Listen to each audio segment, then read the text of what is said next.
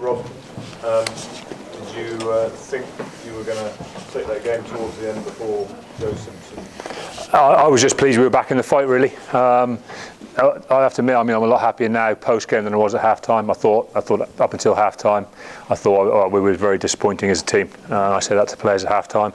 Don't think we showed any of our traditional qualities, really. I thought we were second best in most parts of the game, and Wasps were quite deservedly building a lead.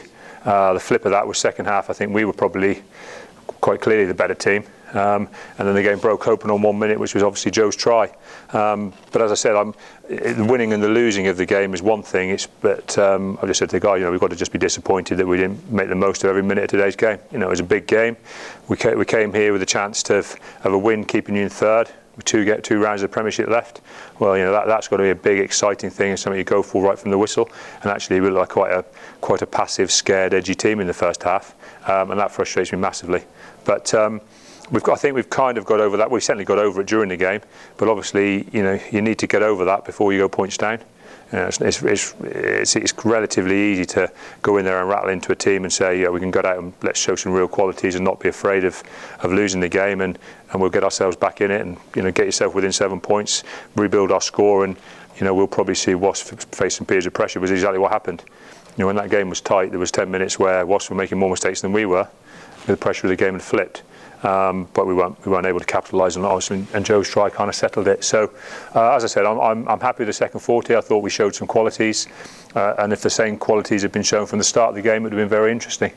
Because there's no doubt that the same eight players and the forwards rolled back onto the pitch in the second half, didn't they? And all of a sudden they got Wasps scrum going backwards, and we're winning scrum penalties. And first half it was totally different. We carried the ball for phases. We've got our dangerous backs starting to make breaks and be decisive on the ball. Well, they're the same players they were in the first half, and they need to just stop and think about why were we a bit edgy and a bit afraid of the game in the early part. Because if you want to be competitive this time of year, the games get bigger and bigger. They don't get we don't want to be a team that's playing in games that are dead rubbers.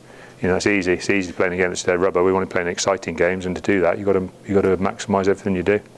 How valuable might that drop goal be? Well, it's valuable. It pretty much, doesn't it? Other than mathematically, and I suppose you can play around with it a bit. I think that pretty much guarantees us top six, which is a huge thing for us. There's a lot of good rugby teams in the Premiership, and as I said, I don't put us down too much anymore. People do still to realise we're fifth year in the Premiership. We're back in the top six. We've already had 2 years in the top six. I think we're doing pretty well. When you look at the quality of the sides around us, as I say, I get frustrated when we just don't show the qualities that we've got in abundance in some other games. You look at Northampton just a couple of rounds ago, and we looked sharp and incisive and confident and powerful, and not afraid of the game at all. You're edgy against Northampton and you get stuffed. We come here and we're edgy today, and the game nearly got away from us by half time. And I think that's a frustration for me. But at the same time, I'm also aware that we haven't been in this situation ever before. We haven't ever been to 3 rounds left and us being the top 4 or any of the top 4 really. And so, as much as it frustrates me, we have got to go through it a little bit. But I was a little annoyed because I thought we kind of got through that last week at Gloucester. I thought we kind of would have hit the pitch all guns blazing today, which we didn't quite do. You've got any views, Rob, on Waldron's sin binning, which did cost you? It's difficult, isn't it? Because the ball goes up, and if it goes up and it drops 2 metres shorter than where it does, he catches it and he's galloping away. You know what I mean? And I think that's a tough one. He hasn't slapped it down. He's made a definite attempt to knock it up and try and catch it.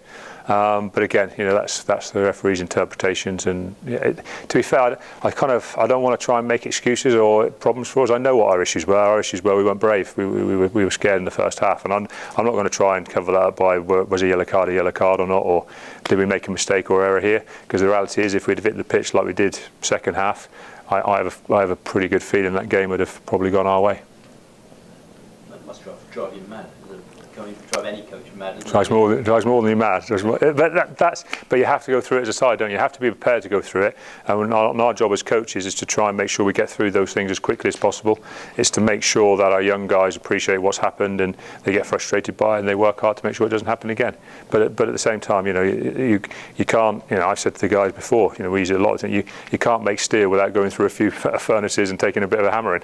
That's how it works. And sometimes we've got to still go through some of those moments, especially some of our players have to. Okay. Very poetic. Thank you.